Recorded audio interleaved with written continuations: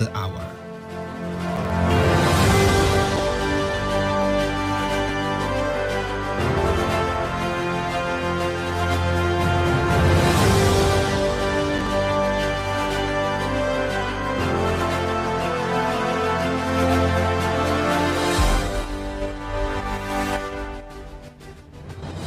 In the headlines,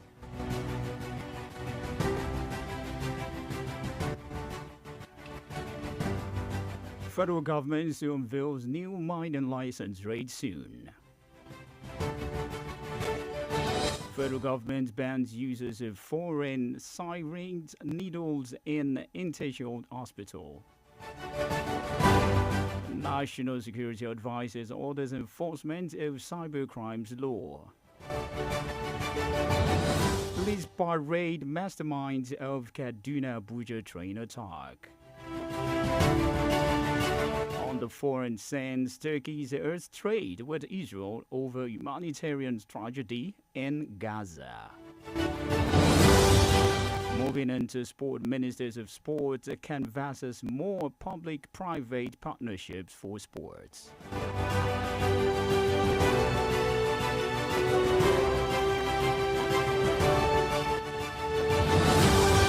Good afternoon and thank you for joining us for the news on the hour. Diamond 88.7 FM, Iroyin. I am Precious Afolabi. We bring you details of the news after this break. We'll be right back.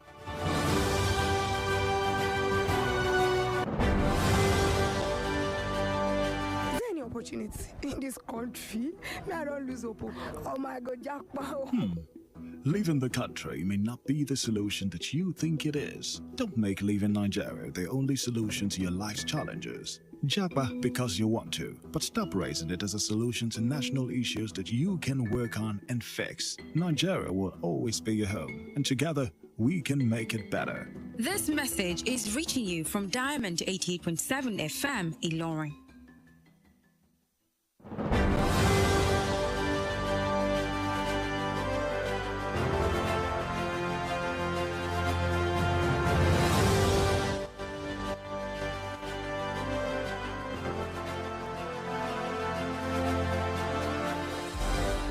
Now the news and details. Vice President Kashim Shettima says President Bola Tinubu's administration's inherited a dire situation when it took over in 2023.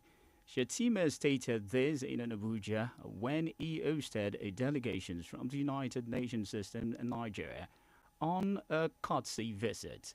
According to him, full subsidy had been an albatross around the neck of the successive government in Nigeria. Shettima added that the removing full subsidy and unifying exchange rate were told by necessary decisions to rescue Nigerians from economic disaster. The vice president, however, assured all Nigerians will work closely with the UN to address the country's challenges.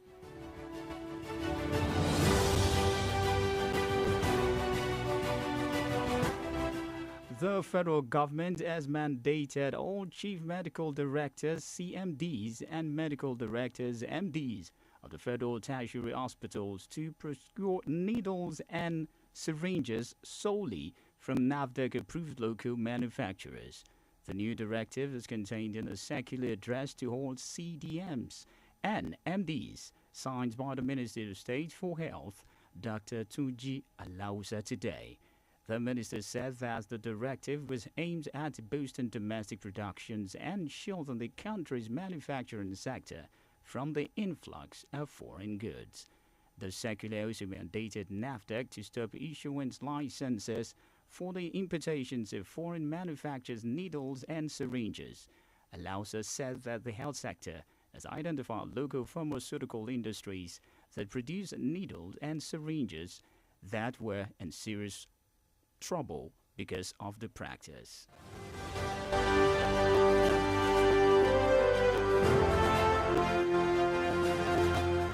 Plans are on the way by the federal government to review rates of mining licenses and other sundry fees payable by mining operators in the country. Minister of Solid Minerals Development Dele Alake drops the hints during a consultative meetings for stakeholders and the mining industry in his office in Abuja. Like he said, the review raid became necessary to boost the capacity of governments to effectively respond to mining sector, and maintains the review became inevitable of government if government has fulfilled the obligations of providing an enabling environment for mining operations, whilst also raised more revenue for government. Alaki solicitors for the support of stakeholders for the impending increase in fees for mining licenses and other sundry fees.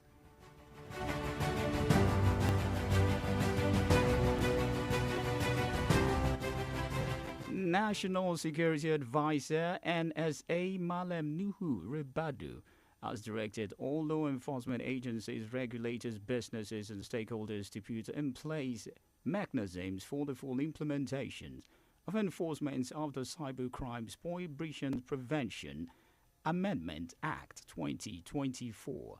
A statement by the Head Strategic Communications Office of the NSA, Zakari Mijinyawa, said the impediments to the full operationalization of the cybercrimes law have been addressed. This is end as the NSA said a levy of 0.5% of all electronic transactions value by the specified businesses in the second schedule to Cybercrimes Act shall be paid and credited into the National Cybercrime Fund. It will be recalled that only July 6, 2022, Nigeria joined 66 other countries that have signed and ratified the budget conventions of cybercrimes to enhance international cooperation, provide common platforms and procedural tools for efficient and safe cyberspace pursuant to Section 41(2)(a) of Cybercrimes Act 2015.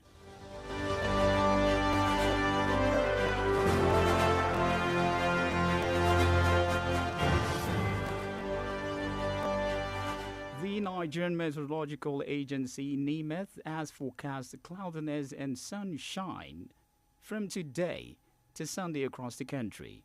NIMET Weather Outlook raised in Abuja forecast sunny skies in hazy atmosphere today over the northern region, with exceptions of Taraba State, where pockets of clouds could be visible during the forecast period.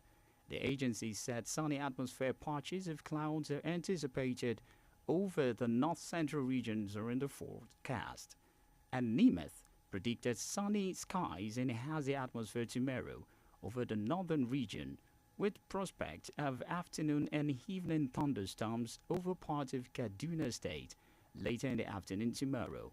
Isolated thunderstorms are expected over parts of the Federal Capital Territory, Niger, Nasarawa, Kwara, Kogi, and Plateau State.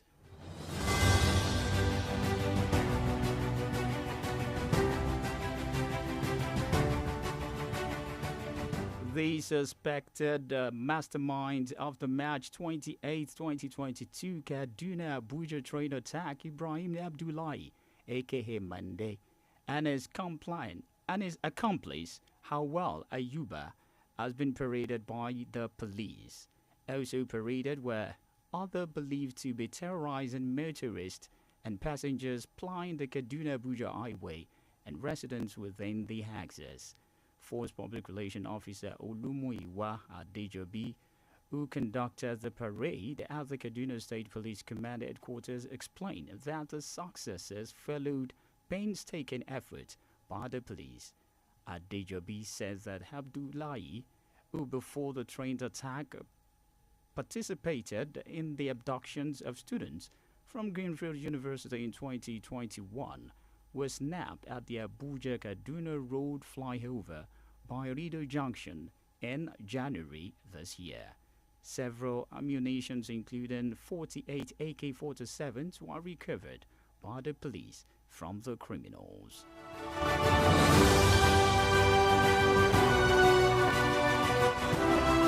The news is reaching you from Diamond 88.7 FM Ilorin. We go on a break now. When we return, we'll bring you foreign and sport. Please stay with us.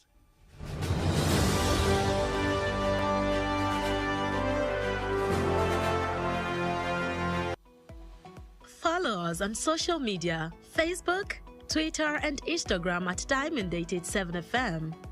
Diamond FM, shining supreme.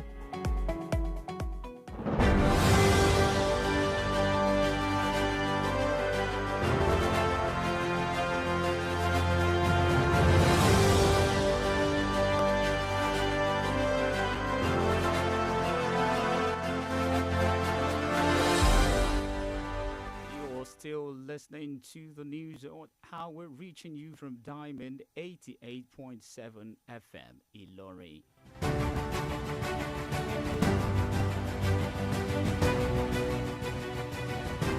On the foreign scene, the Kenyan government has ordered people living near 178 dams and reservoirs to evacuate as heavy rains continue. The Interior Minister warns that the water bodies are nearly filed up with main spoil over any time, posing a high risk to persons living in their neighborhood. It gave residents living near them as well as those within a 30 meters wetland corridor of the Nairobi River's 24 hours to leave. Recent heavy rains have caused several flooding and landslides across Kenya and Tanzania.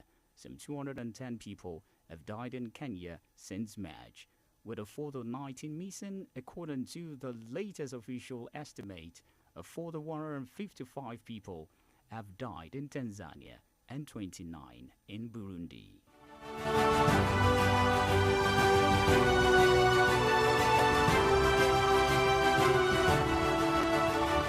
Still on the foreign scene, Turkey has suspended all trade with Israel over its offensive in Gaza, citing the worsening humanitarian strategy in the strait.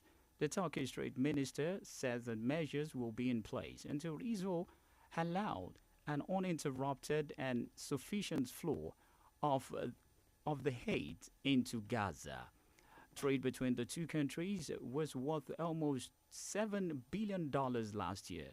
Turkish Trade Minister Omar Bolat criticized Israel's uncompromising attitudes towards a ceasefire as well as the humanitarian situations in the southern Gaza city of Rafah. In 1949, Turkey was the first Muslim-majority country to recognize Israel, but relations have worsened in recent decades. In 2010, Turkey broke out diplomatic ties with Israel after 10 Palestinian Turkish activists were killed in clashes with Israeli commandos who board a Turkish-owned ship trying to break Israel's maritime blockades of the Gaza Strip.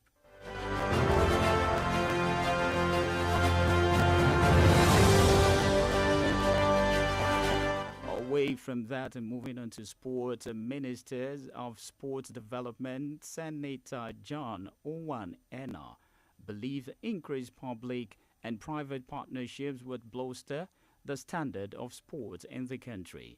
Senator Enna said as much when he recently visited the Lagos headquarters of News Central Television in Lagos as part of his commitments to fostering partnership and development in the sports sector with private stakeholders, welcoming the minister's delegations in the presence of other senior executives members of the News Central Televisions, the managing director and the editors-in-chief, Mr. Kayode Akintemi, commended Senator Henna for his continued support and implementations of initiatives to raise sports development. And he also noted News Central commitments to partnership and collaborations with Nigerians in diaspora for significant development and growth across various sectors in line with the station's overarching goal of promoting developmental journalism.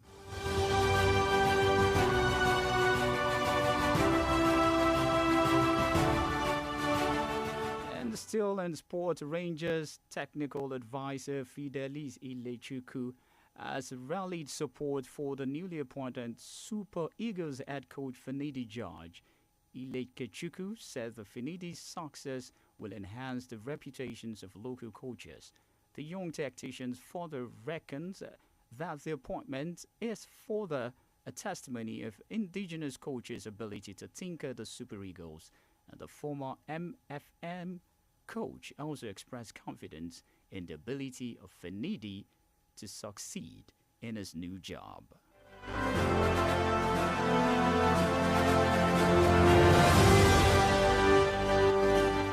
With that, we have come to the end of the news on the hour, but before we go, here is the recap of the major highlights.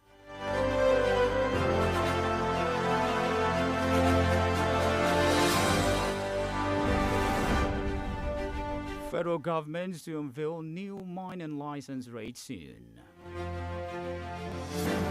Federal government bans use of foreign range needles in tertiary hospitals. National Security Advisor orders enforcement of cybercrimes law. Police parade mastermind of Kano Abuja train attack. And on the foreign scene, Turkey's hot trade with Israel over humanitarian tragedy in Gaza. And lastly, and Sport Minister of Sports canvasses more public-private partnership for sports.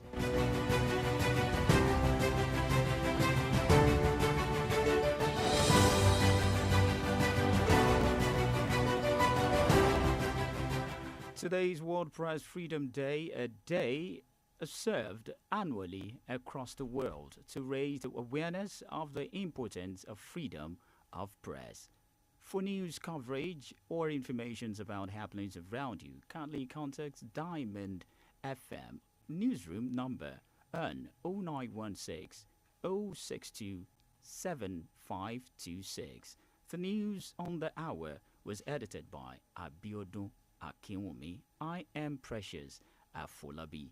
Many thanks for listening.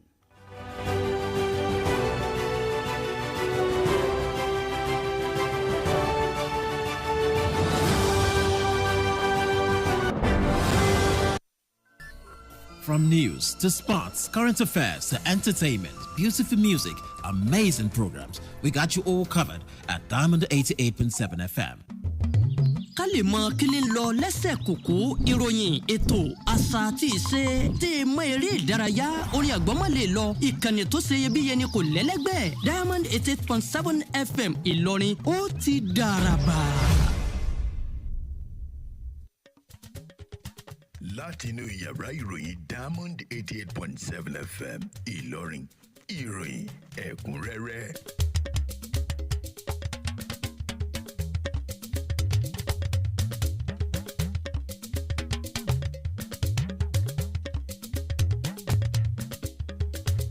Ẹ káàsán, ẹ̀yin ni àwọn kókó inú ìròyìn. Ìjọba àpapọ̀ yóò ṣàgbékalẹ̀ àwọn ìlànà gbígba owó fún gbígba owó ṣe àgbékalẹ̀ owó gbígba ìwé àṣẹ fún àwọn olùwakùsà láìpẹ́.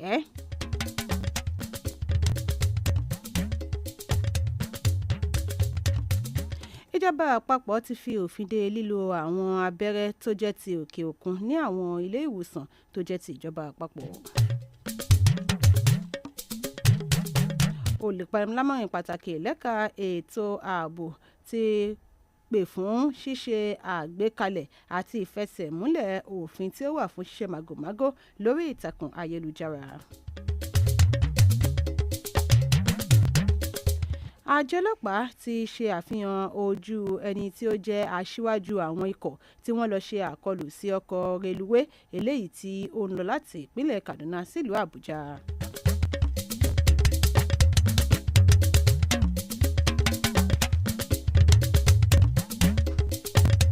Lẹ́ka ti ilẹ̀ òkèèrè wọ́n ti rọ àwọn tí wọ́n ń gbé lẹ́bàá omi láti fi àwọn agbègbè tí ń bẹ lẹ́bàá omi sílẹ̀ ìyẹn ní orílẹ̀-èdè Kenya.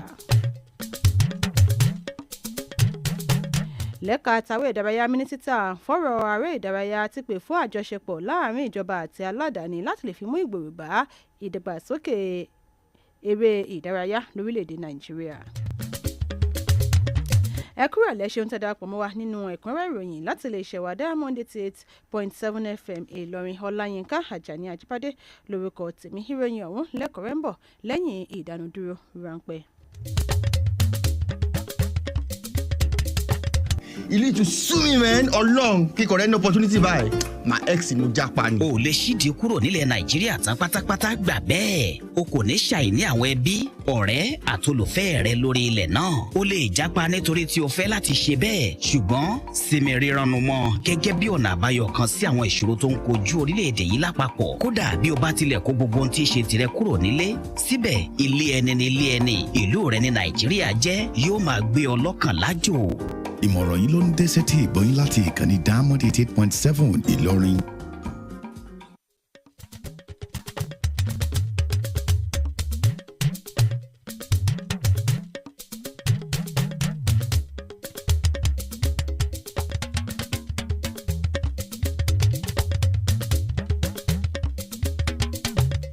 Ẹ káàbọ̀ padà ìròyìn ọ̀hún rẹ̀ lẹ́kùnrẹ́rẹ́. Igbákejì ààrẹ orílẹ̀-èdè Nàìjíríà ti jẹ́ kó di mímọ̀ wípé àwọn ohun tí ààrẹ Bọ́lá Ahmed Tinubu tó bá nílẹ̀ lórílẹ̀‐èdè yìí lásìkò tó gba ìjọba lọ́dún 2023 jẹ́ àwọn ohun tí ó bù àyà Shettima fọhùn ọ̀rọ̀ yìí nílùú Àbújá lásìkò tí ó ń gba àlejò àwọn ikọ̀ kan nínú àjọ ìṣọ̀kan àgbáyé eléyìí tí wọ́n wá ṣe àbẹ̀wò ẹ̀lẹ́ńbẹ̀hún sí wa lórílẹ̀‐èdè Nàìjíríà ó jẹ́ kó di mímọ̀ ó ní àwọn ohun tó ti ìdí owó ìkópa orí epo yọ ó ní ó jẹ́ àwọn ohun tí ó bani lọ́kàn jẹ́ ó ní ṣùgbọ́n owó ìkópa orí epo ó jẹ́ eléyìí tí kò mú kí ìṣèjọba kó lọ gaara lórílẹ̀‐èdè Nàìjíríà tó sì yẹ ní yíyọ ó wá jẹ́ kó di mímọ̀ ó ní wípé àwọn àtúnṣe ó ti ń wáyé lórí àwọn kùdìẹ̀kudiẹ láti fi mú ìdàgbàsókè bá ilẹ̀ Nàìjíríà àti láti fi yọ ilẹ̀ Nàìjíríà kúrò ní oko gbèsè ìgbákejì ààrẹ orílẹ̀‐èdè yìí wá mú dánilójú wípé orílẹ̀‐èdè Nàìjíríà yóò ṣe papọ̀ pẹ̀lú àjọ ìṣọ̀kan àgbáyé láti fi gbógun ti àwọn ìpèníjà tó ń dojúkọ orílẹ̀‐èdè Nàìjíríà.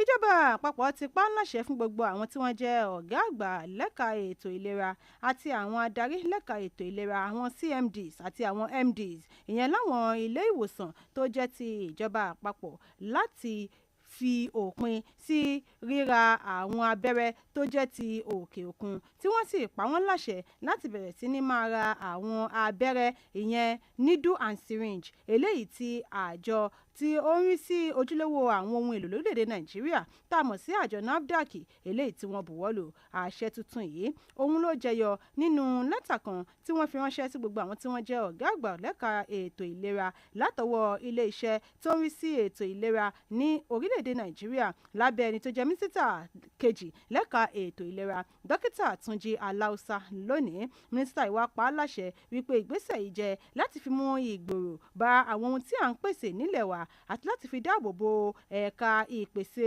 àwọn ohun èlò lórílẹ̀‐èdè Nàìjíríà tó fi mọ́ ọ̀nà láti fi òpin sí bí a ṣe ń kó gbogbo àwọn nǹkan èlò lórílẹ̀‐èdè Nàìjíríà wọlé sí orílẹ̀‐èdè yìí ó wá jẹ́ kó di mímọ̀ wípé ó ti wá di èèwọ̀ fún àwọn ilé ìwòsàn tó jẹ́ ti ìjọba àpapọ̀ lórílẹ̀‐èdè Nàìjíríà láti máa ra àwọn ohun tí a mọ̀ sí needle and syringe tí ń ṣe abẹ́rẹ́ láti òkè òkun bí kò ṣe eléyìí tí wọ́n ó máa rà láti àwọn ilé iṣẹ́ tó jẹ́ tiwantiwa lórílẹ̀‐èdè Nàìjíríà.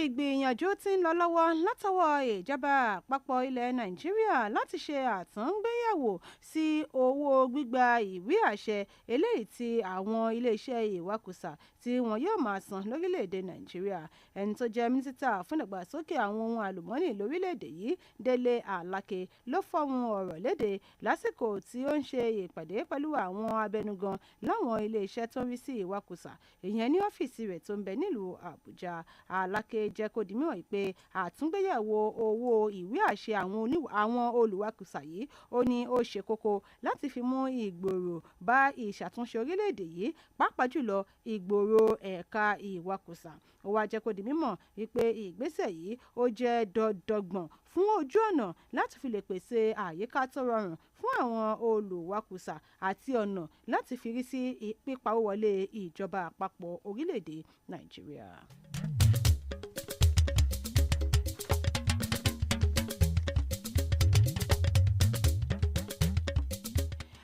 tí ó jẹ́ olùgbanilámọ̀ràn àpapọ̀ lẹ́ka ètò ààbò lórílẹ̀‐èdè Nàìjíríà Malam Nuhu Ribadu ti pa láṣẹ fún gbogbo àwọn àjọ elétò ààbò tó fi mọ́ àwọn olókoòwò àti àwọn abẹnugan láti rí sí ìgbésẹ̀ eléyìí tí yóò mú sí ìfẹsẹ̀múlẹ̀ àgbékalẹ̀ òfin tó wà fún ṣíṣe màgòmágó látòrí ìtàkùn ayélujára. Àtẹ̀jáde látọwọ́ òṣìṣẹ́ lẹ́ka ètò ìbáraẹnisọ̀rọ̀ sí NSA Zakari Majinyanwa ní wípé àwọn ti bójú wo àwọn kùdìẹ̀kudiẹ lẹ́ka màgòmágó orí ìtàkùn ayélujára tó sì ṣàlàyé àwọn ohun tí wọ́n bójú wò àti ọ̀nà eléyìí tí wọ́n gbà láti fi ṣe àgbékalẹ̀ àtúntò ìwé òfin tó wà fún ìgbógun ti ṣíṣe màgòmágó látòrí ìtàkùn ayélujára lórílẹ̀‐èdè Nàìjíríà.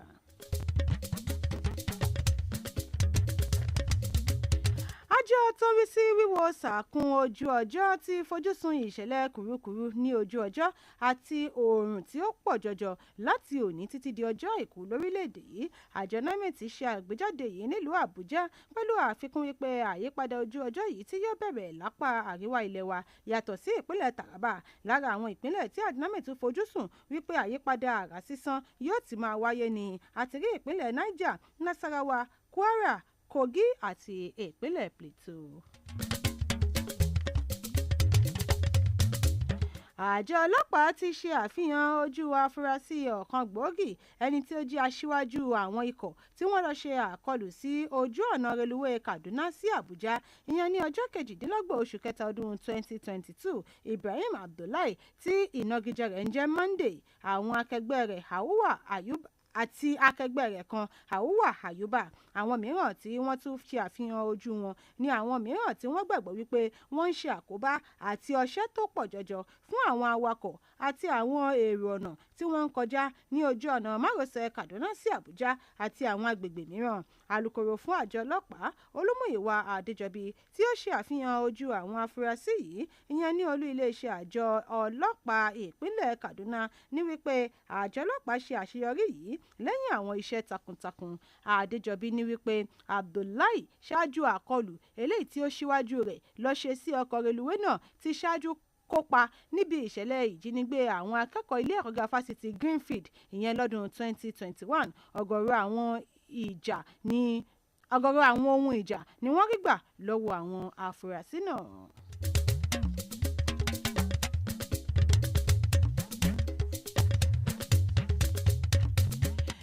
Ẹ̀kúnrẹ́rẹ́ tí ń tẹ́tí gbọ́ lọ́wọ́ láti lè ṣe wa Diamond 88.7 FM Ìlọrin. Lẹ́yìn ìdánudúró ráńpẹ́ ìròyìn lẹ́ka ti ilẹ̀ òkèrè àtàrí ìdárayá lámàmú wa sí etí ìgbọ̀nyìn à ń padà bọ̀ láìpẹ́.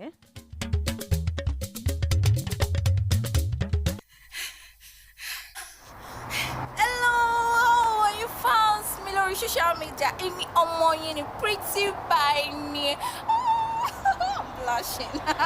Mo ṣe fídíò yìí lónìí láti update everybody. As you can see, I'm at Bọ́lákalẹ̀ Street. Ṣeré White House yẹn lẹ́gbẹ̀ẹ́ gate black yẹn. Ibẹ̀ gangan ní ilé mi. Gbogbo eré tí mo máa ń sá yìí every morning ni mo máa ń ṣe ní 7 a.m. every day. Mo ṣe máa ń keep fit lélẹ́yìí. Ẹ̀rí shape mi ni can see ó gbọ́ ọmọ ló tù yìí. Ó mà ṣe o. Ó sì ṣe bẹ́ẹ̀ fọwọ́ ara rẹ̀ sílẹ̀kùn fólè fira rẹ̀ lájínigbé lọ́wọ́. Gbogbo ohun tó ní í ṣe pẹ̀lú kọ̀rọ̀kọ́ńdú ayé rẹ̀ àti ara rẹ̀ ló ti fi láyé lọ́wọ́ yìí. Àwọn tó o mọ̀ tó o sì mèrò ọkàn wọn. Ǹjẹ́ o tiẹ̀ mọ̀ àwọn tí ò ń bá dọ̀rẹ́ lórí ayélujára tó bẹ́ẹ̀ ṣá? Ayé le o, èèyàn sì burú. Kìí sì ṣe gbogbo àwọn ọ̀rẹ́ ayélujára yìí náà ló fẹ́ dáadáa fún ọ. Ṣọ́ra mójú àwọn tó máa fàṣírí ayé rẹ lé lọ́wọ́ lórí ayélujára. Ìmọ̀ràn yìí ló ń dé tètè gbọ́ yín láti ìkànnì Diamond 88.7 Ìlọrin.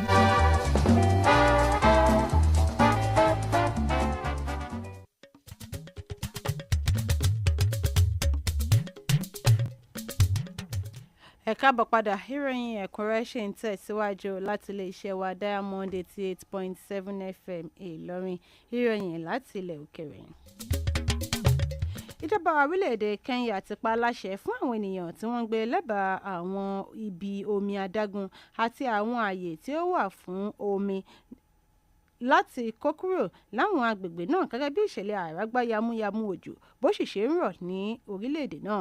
Mínísítà fọ́rọ̀ abẹ́lé jẹ́ kó di mímọ̀ wípé àwọn omi yìí ti kún àkúnfàyà tí ó sì léwu sí ìgbé ayé àwọn ènìyàn. Wọ́n ṣe àgbékalẹ̀ gbèdéke wákàtí 24 fún àwọn ènìyàn yìí láti fi kó kúrò láwọn ààyè tí wọ́n dárúkọ ọ̀hún. Àrágbá yamuyamu òjò tó ti ń rọ̀ ti ṣokùnfà ọ̀gọ̀rọ̀ àkúnya omi sí orílẹ̀-èdè Kenya àti Tanzania. Àwọn ènìyàn 210 ni a gbọ́ wípé wọ́n ti jáde láyé láti nǹkan bíi oṣù 3 sẹ́yìn tí òjò náà ti bẹ̀rẹ̀ ìyẹn ní orílẹ̀-èdè Kenya.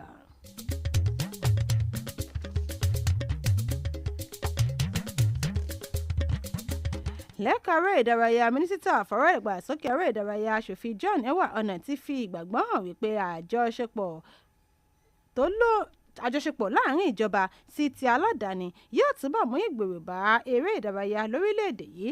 Aṣòfin Henna fún ọ̀rọ̀ yìí lásìkò tí ó ń ṣe àbẹ̀wò sí ilé-iṣẹ́ tẹlifíṣàn kan ní ìpínlẹ̀ Èkó gẹ́gẹ́ bí ọ̀kan lára ìgbìyànjú láti fi mú ìgbèrò bá ẹ̀ka eré ìdárayá pẹ̀lú àwọn abẹnugan lẹ́ka ti aládàáni. Nígbà tó ń kí àwọn ikọ̀ mínísítà yìí káàbọ̀, adarí ilé-iṣẹ́ tẹlifíṣàn ọ̀hún Ọ̀gbẹ́ni Káyọ̀dé Akíntẹ́mi gbóríyìn fún aṣòfin Henna fún ìtẹ̀síwájú àtìlẹ́yìn rẹ̀ lórí ìmúgbòòrò ẹ̀ka eré ìdárayá lórílẹ̀‐èdè yìí.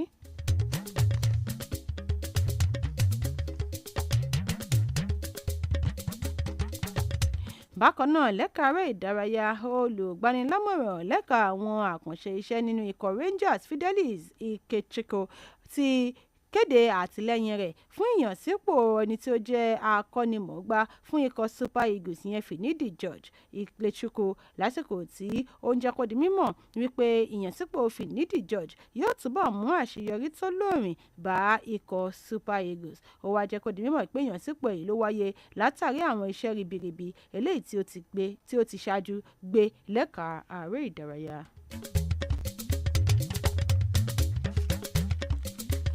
Kí a tó máa dánu dúró nínú ẹ̀kúnrẹ́rẹ́ ìròyìn fún ti ọ̀sán tòní, ẹ tún tẹ́tí gbọ́ àwọn kókó tó wà nínú ìròyìn náà lẹ́ẹ̀kan sí i.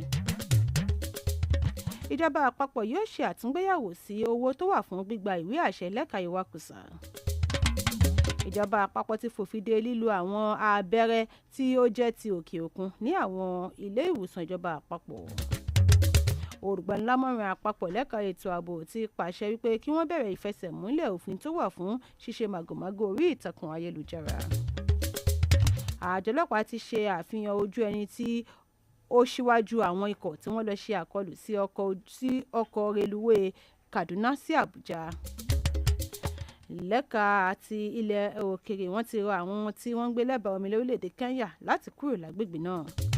Lẹ́ka eré ìdárayá mínísítà fọ́rọ̀ eré ìdárayá ti pè fún àjọṣepọ̀ tìjọba sálàdàní láti fi mú ìgbèrò bá ẹ̀ka eré ìdárayá.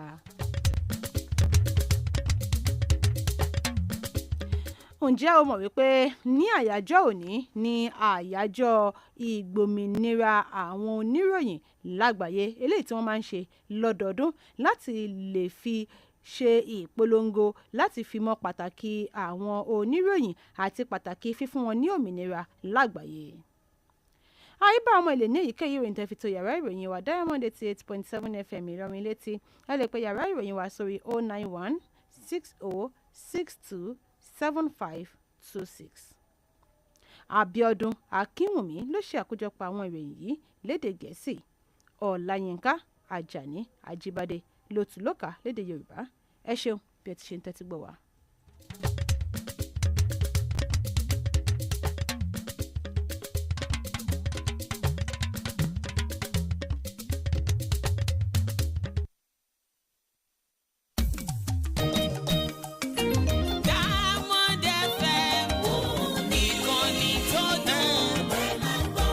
Focus on radio news and entertainment shows. Ètò àgbọ́dúnú tó fi ní lọ́kàn balẹ̀. For your local news, national and international. Níbo lẹ ti máa gbọ́ o, Diamond ni o. Diamond FM ìkànnì tó dùn.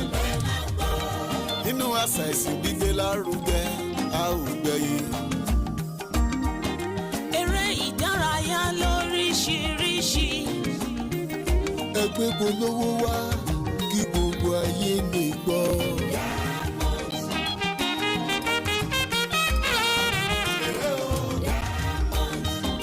88.7 máyì kúrò níbẹ̀ jọ.